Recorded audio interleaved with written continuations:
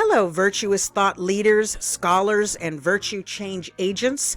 My name is Dr. Lisa Marie Portugal, and I am the Leadership Architect. I'd like to welcome you today to a new talk that I have prepared for you and in service to you and your goals. This talk is part of a three-part series. This is the second part, and it's called Ethical Leadership Theory and Best Practices. On the cover slide there, I found a great quote that I thought of just for you because I believe in you. To get people to follow us, we first have to believe in ourselves and in our potential to be more. And that is certainly how I feel about you. Okay, so let's get into it. Table of contents, we will have my Dr. Portugal page presented, introduction, and then I will talk about two particular concepts: leadership connecting discipline and leadership in risk-taking. Here is my About page, and I want to present this question to you for you to reflect on throughout this talk, and later as you go on about throughout your day and your week. What is your purpose? Introduction. The most effective and authentic leaders tend to be individuals who are responsive in finding ways to bring out the best in others. I love that sentence. That's why I wrote it. And I am always trying to find new ways, innovative ways to present leadership topics to you to bring out the best in your leadership competencies. Organizations that are successful tend to care about cultivating leaders in the soft skills necessary in effectively leading technical individuals in dynamic environments and situations. Foremost, compelling leadership stems from a genuine concern for others and a genuine caring for the work. I hope that you feel that about me in my tone and the way I present topics to you. I have a genuine concern for you and helping you become the best leader you can be. And of course, I love my work. So leadership requires an emotional investment and connection to the well-being of others. It's not just about a corner office. When authentic leadership is manifest, individuals want to be participants in an efficacious community meeting one's needs. So do you have that ability to present an efficacious community to others to help meet their needs? That's an important capacity to have to get buy-in and followership. So learn how to transform your leadership style and manifest authentic leadership qualities that others will want to follow. So we're going to talk about leadership connecting discipline. Many leaders are caught in the transition between the principles and practices that defined the industrial era and the new reality of the 21st century.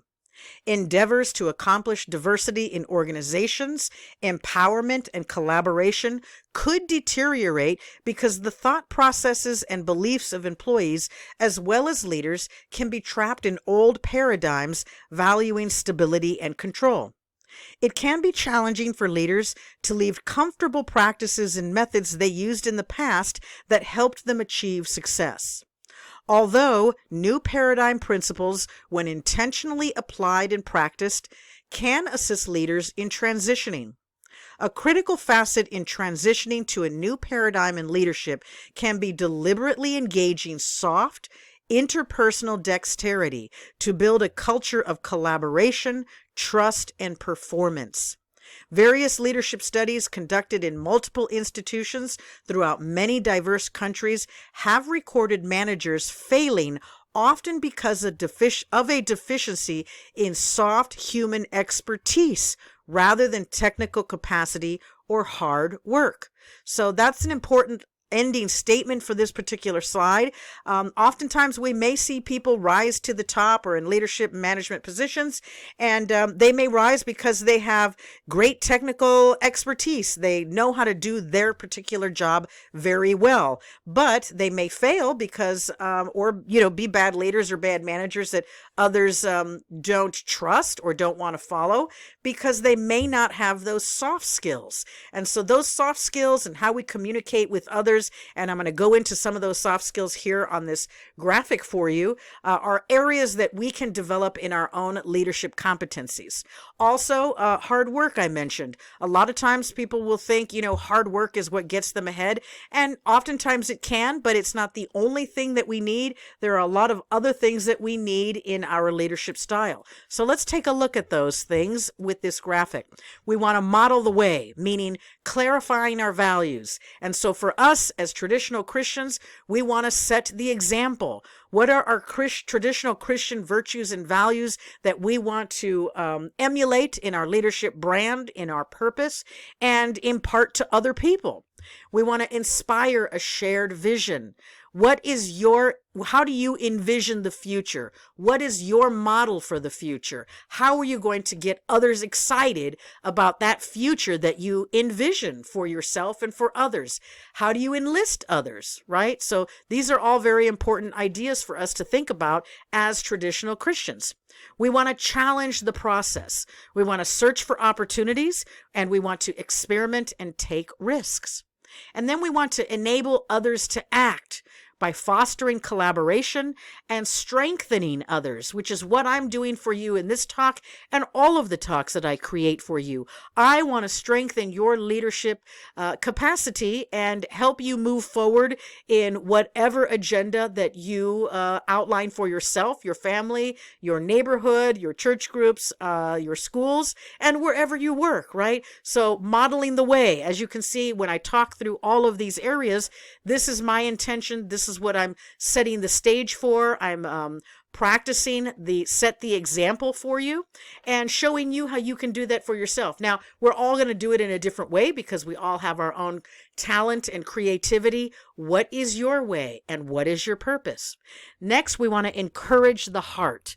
We want to recognize the contributions of others. We want to celebrate and value other people and value the victories that we have for ourselves that we've achieved as a group, as a team, and the victories that our individuals who are participating with us. We want to value them, and we want to share the community with each other, right? We want to recognize everyone's contribution. I think that's very important.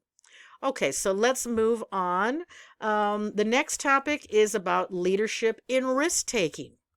Impactful leaders typically maintain a mindset that is open to learning and accepting new concepts rather than mindsets that are closed or critical of new innovations. So that's what you're doing today, right? You're open-minded and you're taking a look at new concepts and learning new things to build your own leadership skills, and also being open to innovations. Innovations can come from the least expected places or the least expected people. So you always want to be aware of the people around you and listen carefully, because there's innovation everywhere if we're mindful of that. Effective leaders have the ability to discern and hear what individuals need and desire more than they talk to give orders and advice. I love that. Authentic leaders have the ability to, 1, accept nonconformity from stakeholders rather than demanding a uniform mindset. I know I cannot fit into a uniform mindset. I have to have my nonconformity and my autonomy so that I can be the creative person that I am. And I like to give that kind of room to other people that I'm working with as well. Number 2, say no and disagree when it serves the larger good. So you have to be able to have that kind of courage and inner strength, which is part of our virtue building as Christians. And then to say no and disagree if you have to make a moral and ethical decision or choice that may be hard to do, right? Okay, and then number 3, you have to have courage and the capacity to stand out as nonconformists. Very interesting, right? So differences between leadership and management is having the fortitude, intensity, and skill to manifest two contrasting outcomes.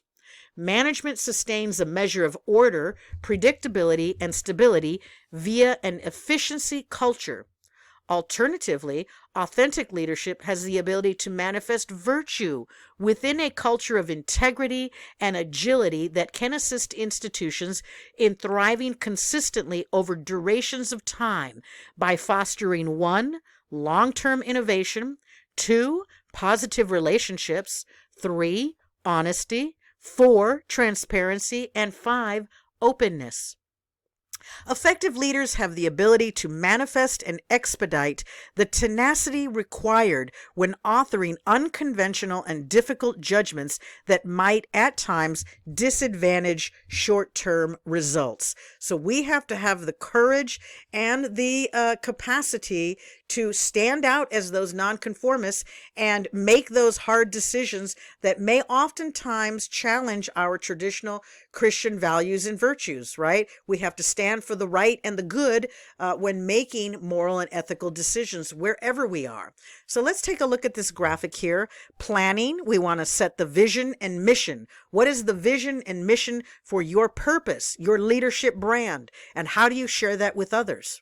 Strategizing, and then goals and objectives. You have to set those goals and objectives for others. Organizing.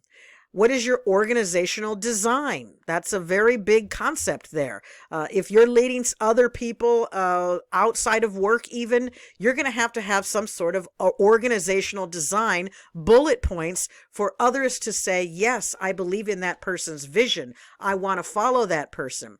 And then culture. What is the culture that defines your leadership brand, that defines your purpose as a human being, as a person? And then social networks. The next column over is leading. We have to have leadership, intelligent, wise, and ethical moral decision making, communications. How do we manage and set up groups and teams? And then what is our motivation capacity? How do we motivate and inspire others to stay the course? And then finally, controlling. What are our systems and processes? And then have a strategic human resource approach. Okay, so that is the end for this discussion. I hope you enjoyed it. The third one will come along soon, right after this one. And I cited myself in one of my books, Ethical Leadership in Healthcare, Theory and Best Practices. I left the healthcare part off because everything that I write about and talk about and publish about regarding leadership and managing others applies to any industry or workforce or area that you happen to be in life. I want to thank you so much for having the tenacity and the desire to raise your leadership skills. It is always my pleasure and my honor to serve you. God bless you.